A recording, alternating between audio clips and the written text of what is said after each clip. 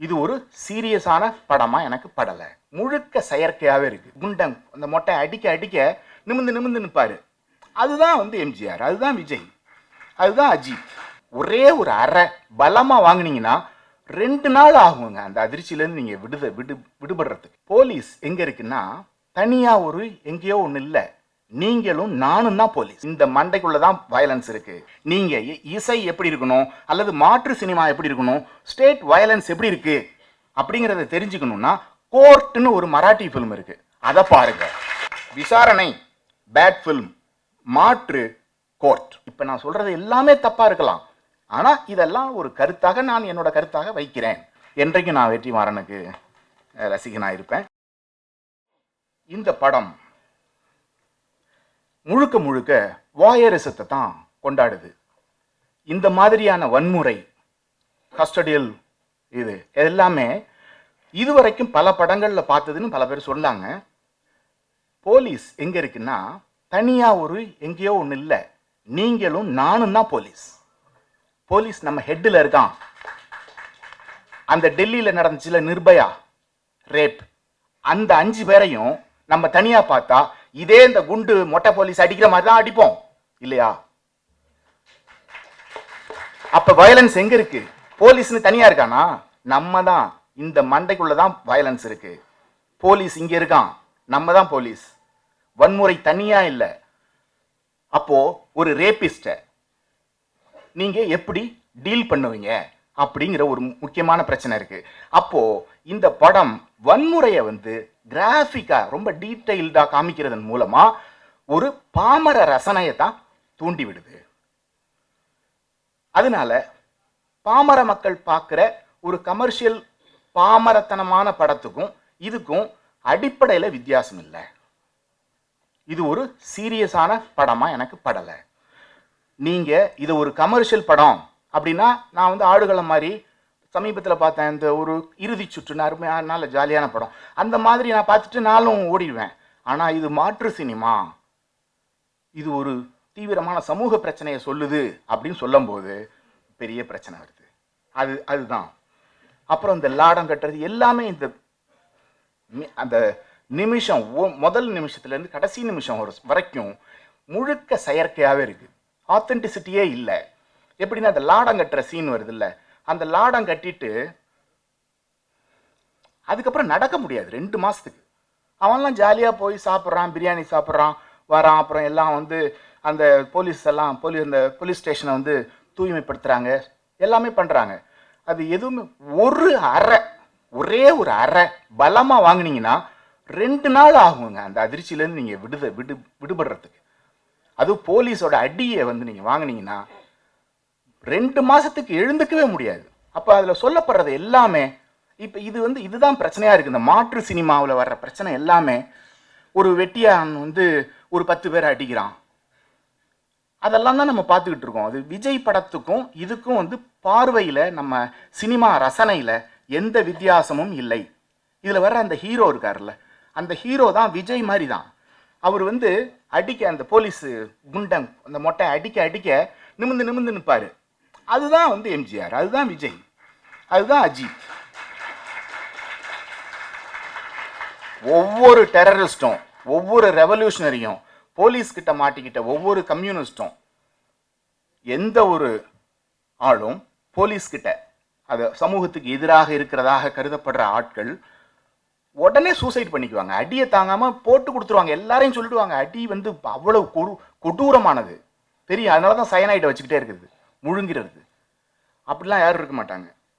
அடுத்தது அந்த ஏழைகளை திட்டுனா, அதுவும் அந்த சினிமாவை எப்படி திட்டினா ஒத்துக்க மாட்டாங்களோ அது மாதிரி ஏழைகளை திட்டினாலோ ஏழைகளை விமர்சித்தாலும் யாரும் ஒத்துக்க மாட்டாங்க அப்படிங்கிற ஒரு பதிவு இருக்குது. அது ஒரு மாற்று சினிமாவோட டெம்ப்ளேட்டாகவே இருக்குது. அதுவும் நான் இந்த படத்தில் பார்த்தேன். அடுத்தது இந்த படத்தோட மியூசிக் தான் வந்து மாடல், இதுதான் நம்ம அப்படின்னு வந்து ஒரு நண்பர் சொன்னாங்க. அது ஒரு கருத்து, அது ஒரு நிச்சயமான ஒரு நல்ல கருத்து. அதை மாதிரி நான் ஒரு நல்ல கருத்து சொல்கிறேன். ஐ மே பி ராங். இப்போ நான் சொல்கிறது எல்லாமே தப்பாக இருக்கலாம், ஆனால் இதெல்லாம் ஒரு கருத்தாக நான் என்னோட கருத்தாக வைக்கிறேன் அப்படிங்கிறது தான். என்னை நீங்கள் டிஸ்ப்ரூவ் பண்ணி இதெல்லாம் தப்புன்னு ப்ரூவ் பண்ணிட்டீங்கன்னா நான் அப்போ ஆஹா எனக்கு எப்போதுமே பாராட்டுறதுக்கு ரொம்ப பிடிக்கும், கொண்டாட்டமான ஒரு மனநிலை உள்ளவன். அப்போ இது ஒரு கருத்து. இந்த படத்தின் இசை தான் நீங்க அமைக்கக்கூடாததுக்கான மாடல். இப்படி இசை அமைக்கவே கூடாது. அவன் அடிக்கிறான் போலீஸ்ல, இவன் இங்க வந்து வயலின் இதாயிட்டு இருக்கு, என்னமோ சிம்பனி ஓடிக்கிட்டு இருக்கு. நீங்க இசை எப்படி இருக்கணும், அல்லது மாற்று சினிமா எப்படி இருக்கணும், ஸ்டேட் வயலன்ஸ் எப்படி இருக்கு அப்படிங்கிறத தெரிஞ்சுக்கணும்னா கோர்ட்னு ஒரு மராட்டி ஃபிலிம் இருக்கு, அதை பாருங்க.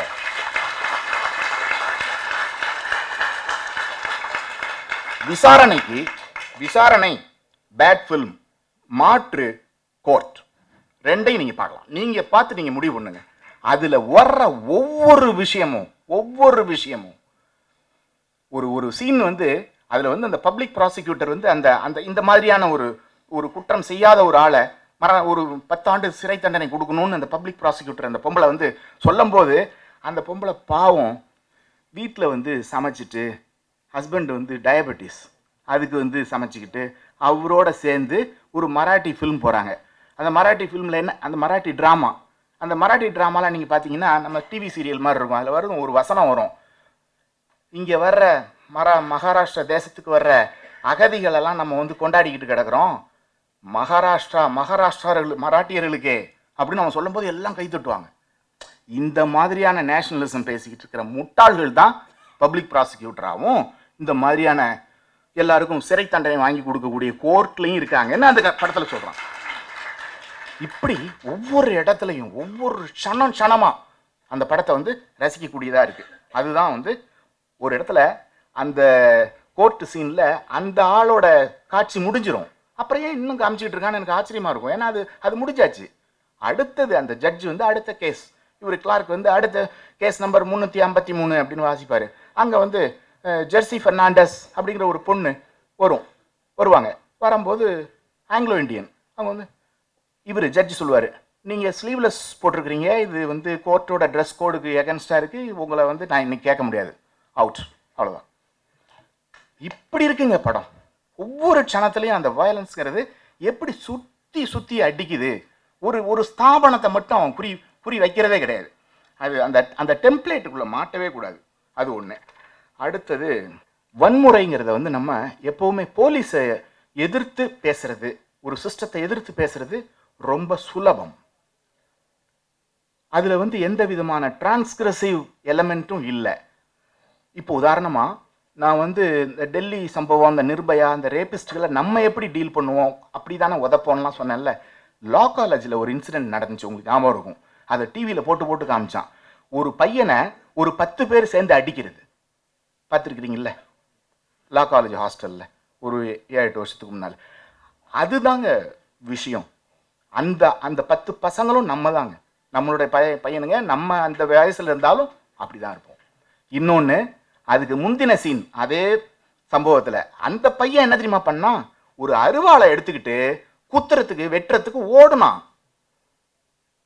அதனால தான் அவனை போட்டு 10 பேர் அடின்னு அடிச்சாங்க. அது விஷுவலாக நமக்கு காமிச்சாங்க. ஸோ இப்படியாக நம்ம வந்து நிறைய இன்சிடென்ட்ஸ் இருக்குது, நிறைய வாழ்க்கையில் வந்து எக்கச்சக்கமாக இருக்குது. அதனால் நம்ம வந்து எதையும் ஒரு பாயிண்ட் அவுட் பண்ணி ஒரு சம்பவம் மட்டும் சொல்கிறேன். சமூகம் எப்படி இருக்குது, போலீஸை மட்டும் நம்ம சொல்லிட்டு தப்பிச்சுக்கிற மாதிரி போகக்கூடாது. தொடர்ந்து சமூகத்தில் வந்து வயலன்ஸ் எங்கே பார்த்தாலும் இருந்துகிட்டு இருக்கு. எல்லாருமே வயலண்ட்டாக இருக்காங்க. இந்த சொசைட்டி அது மாதிரியான மனிதர்களை வந்து ஃப்ரம் த பிகினிங் உருவாக்கிக்கிட்டு இருக்கு. அதை நம்ம பார்ப்போம் அப்படி சொல்லி என்றைக்கும் நான் வெற்றிமாறனுக்கு ரசிகனாக இருப்பேன். இது என்னுடைய கருத்துக்கள் நான் சொன்னேன். நன்றி, வணக்கம்.